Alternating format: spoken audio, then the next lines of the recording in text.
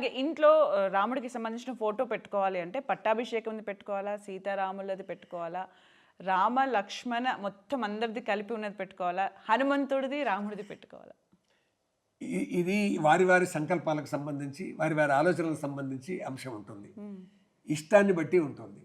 ఒకే రాముడు ఉన్నటువంటి చిత్రాలు ఉంటాయి, విగ్రహాలు ఉంటాయి. తర్వాత పట్టాభిషేకానికి సంబంధించి నిండుగా ఉంటుంది కాబట్టి రామలక్ష్మణ వ్రత శత్రుఘ్నులు ఉంటారు, వారితో పాటు ఆంజనేయ స్వామి ఉంటారు. కాబట్టి ఆంజనేయ స్వామి కలిసి ఉన్నటువంటి పట్టాభిషేకం యొక్క చిత్రమే ఇండల్లో పెట్టుకుంటారు. ఏదన్నా మనస్సులో ఉండడం ముఖ్యం అన్నింటికంటే. ఎందుకొరకంటే పట్టాభిషేకం అయిన తర్వాత అందరికీ కానుకలు ఇస్తూ ఉన్నటువంటి సందర్భంగా ఆంజనేయ స్వామి కూడా ఒక హారం ఇచ్చారు. ఆ హారం యొక్క వాటిని కొరికి చూస్తున్నాట ఆంజనేయుడు. ఏంటి ఇట్లా చూస్తూ అని అనుకుంటే అప్పుడు ఆగ్రహంతో రాముడికి తెలుసు కానీ అట్లా రాశారు. అప్పుడు ఆంజనేయ స్వామి తన హృదయం చీల్చి చూపిస్తే రాముడు సీతామాత ఆంజనేయ స్వామి హృదయంలో కనిపించారంట. కాబట్టి అలా హృదయంలో కనిపించినటువంటి చిత్రము కూడా ఉంటుంది. అది వారి వారి ఇష్టం ఉంటుంది. ఎక్కడా కూడా ఇది ఉండాలి ఇదే ఉండాలి అనేటటువంటి నియమాలు ఇష్టమే ఉంటుంది. అలాగే మనం ఇప్పుడు అయోధ్యకు వచ్చేసరికి బాలరాముడి విగ్రహం, అక్కడ బాలరాముడికి సంబంధించిన కదలికలు ఉన్నాయని చెప్పి అయోధ్య గురించి మాట్లాడతాం. అలా తెలుగు నేలపైన రాముడు నడయాడిన ప్రాంతాలు ఏవేవి ఉన్నాయి? భద్రాద్రి దగ్గర నుంచి మొదలెట్టుకుంటే ఈ ప్రతి రామాలయం, ప్రాచీనమైనటువంటి ప్రతి రామాలయంలో రామచంద్రుడు ఈ భాగం నుంచి నడిచాడని వాళ్ళు అక్కడ చూపిస్తారండి. పాదాలు కూడా చూపిస్తారు.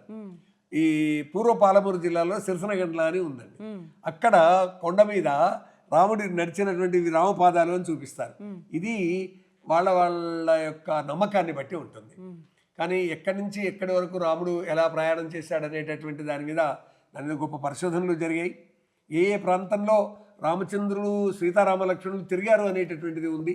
మనకు తెలుసు దండకారణ్యం మనకు తెలుగునాట దగ్గరనే ఉండేటటువంటి అది. అటువైపు నుంచి ఈ విధంగా లంక వైపుగా రాముని ప్రయాణం సాగింది అనేటటువంటిది నిజమండి.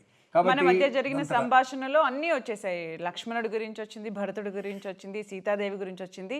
ముఖ్యమైన ఆంజనేయుడి గురించి మనం నేర్చుకోవాల్సింది ఏంటి? తప్పకుండానండి, ఆంజనేయునంత శక్తి తప్పకుండా ఉండాల్సిందే. అందువల్ల ఆంజనేయ శక్తి ఎంతటిది అనేటటువంటి ఒక ప్రశ్న కానీ మనకు వచ్చినట్టయితే, మనోజవం మారుతతుల్య వేగం జితేంద్రియం బుద్ధిమతాం వరిష్టం వాతాత్మజం వానరయూధ ముఖ్యం శ్రీరామదూతం శిరసా నమామి. మా చిన్నతనంలో చాలా కఠినమైన ఒక పద్యం చెప్పేవాళ్ళండి.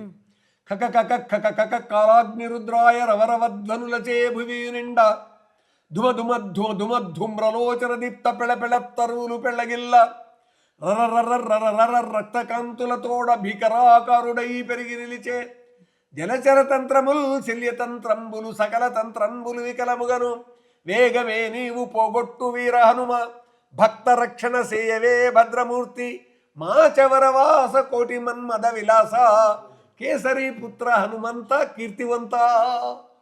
ఓయ్ నాయనో అనిపిస్తుంది. అంటే ఇలాంటి పద్యాలు పల్లెల్లో పాడుకునేటటువంటి వాళ్ళు అంటే రామాయణ ప్రభావం ఎంత అనేదండి. ఎంత అంటే ఇంకా మనం ఆశ్చర్యపోతాము. కోతులు పుట్టింది ఎందుకురా, కొమ్మలు విరిచేటందుకురా, కొమ్మలు విరిచేది ఎందుకురా, వారధి కట్టేటందుకురా. మీరు పెద్ద కోతుల గురించి అడిగారు కదా. కోతులు పుట్టేది ఎందుకురా, కొమ్మలు విరిచేటందుకురా, కొమ్మలు విరిచేది ఎందుకురా, వారధి కట్టేటందుకురా, వారధి కట్టేది ఎందుకురా, లంకకు పోయేటందుకురా, లంకకు పోయేది ఎందుకురా, రావణు కొట్టేటందుకురా, రావణు కొట్టేది ఎందుకురా, సీతను తెచ్చేటందుకురా, సీతను తెచ్చేది ఎందుకురా, రాములకిచ్చేటందుకురా, రాములకిచ్చేది ఎందుకురా, మనలను ఏలేటందుకురా.